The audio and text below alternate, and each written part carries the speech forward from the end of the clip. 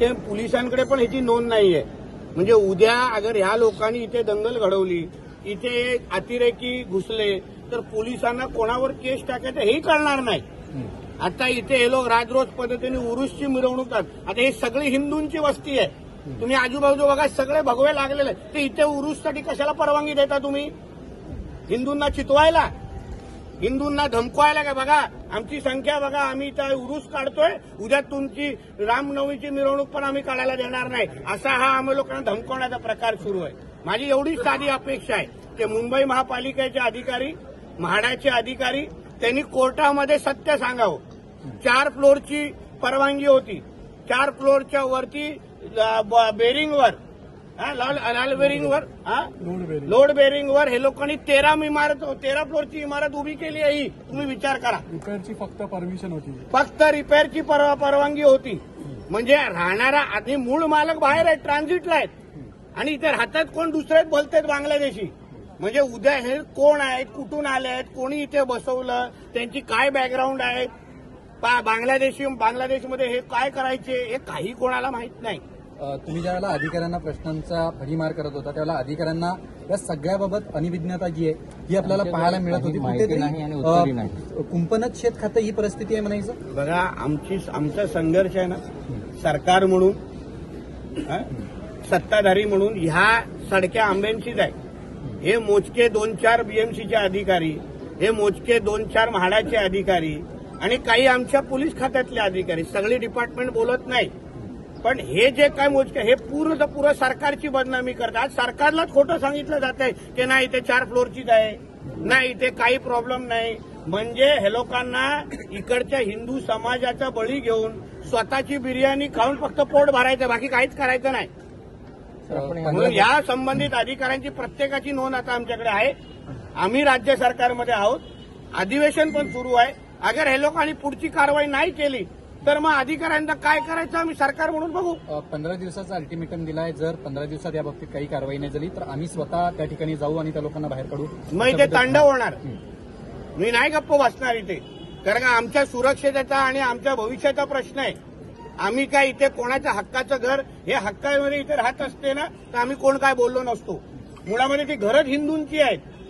Transformer लावणारा व्यक्ती रस्त्यावर ट्रान्सफॉर्मर लावतो, जनरेटर लावतो. विचार करा, ट्रान्सफॉर्मर जनरेटर लावतो.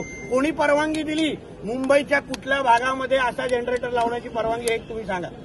स्थानिकांनी एक प्रश्न निर्माण केला की त्यांना लाखोंची बिलं येत आहेत जे त्या ठिकाणी राहत नाहीयेत, मात्र लाखोंची बिलं येत आहेत. हा कुठेतरी, कारण का सरकारी रेकॉर्डवरती ही बिलं त्यांच्या नावावरती जातात. मग म्हणजे ही फसवणूक नाही. एका बाजूनी तुम्ही त्यांना घर देत नाहीये, त्यांना मोठी बिलं देत आहेत, ते ट्रान्झिटमध्ये राहत आहेत, वापरणार हे कार्टे आणि बिलं भरायचे हिंदू समाजाने. हा कुठला न्याय झाला? म्हणून या सगळ्या गोष्टीवर आता आमची नजर पडली आहे.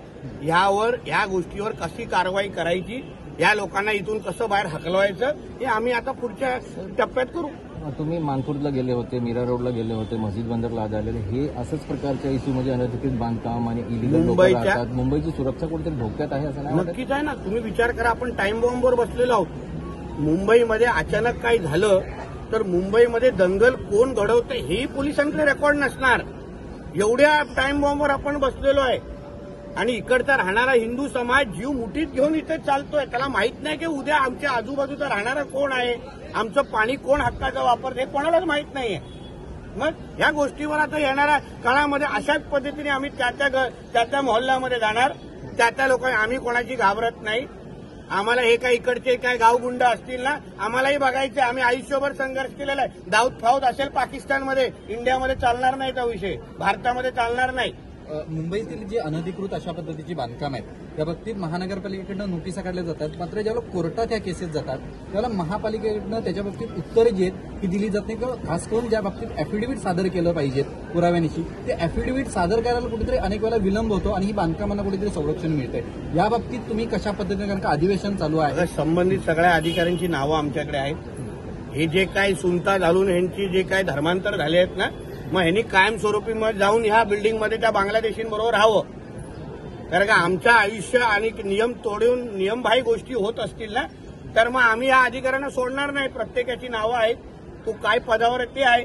तुम्ही आता त्यानं बघा काय पुढे होतो टप्प्याटप्प्याने. आम्ही पण सरकारमध्ये आहोत, आम्हालाही माहिती आहे कारवाया कशा करायच्या. आणि ह्या काही सडक्या आंब्यांमुळे चांगले काम करणारे अधिकारी उगाच त्यांचं नाव बदनाम होतं. तर मोठा आणि गंभीर मुद्दा आहे. आपण विधानसभेत हा प्रश्न घेऊ ना हो, आम्ही कुठे काय पोहतो. आज विधानसभेच्या निमित्ताने ते आलो आहे ना. तुम्हाला माहिती आहे मी विधानसभेमध्ये काय करू शकतो, तुम्ही अनुभवलेलं आहे. तुमच्यासारखे पत्रकारांना माहिती आहे आम्ही गप्प बसणारे नको नाही आहोत. कारण का या हिंदू राष्ट्रामध्ये अगर हिंदूच सुरक्षित नसेल, आमच्या मुंबईचा डीएनओ हिंदूंचा, हा पूर्ण परिसर हिंदूंचा आहे. आज अगर आम्ही इथे आवाज नाही उचलला ना, इथे हिंदूंना उद्या भगवा झेंडा पण हे लोक लावायला देणार नाही, अशी दहशत तयार करतील. चला जरांगे पाटील नाही. जय श्रीराम.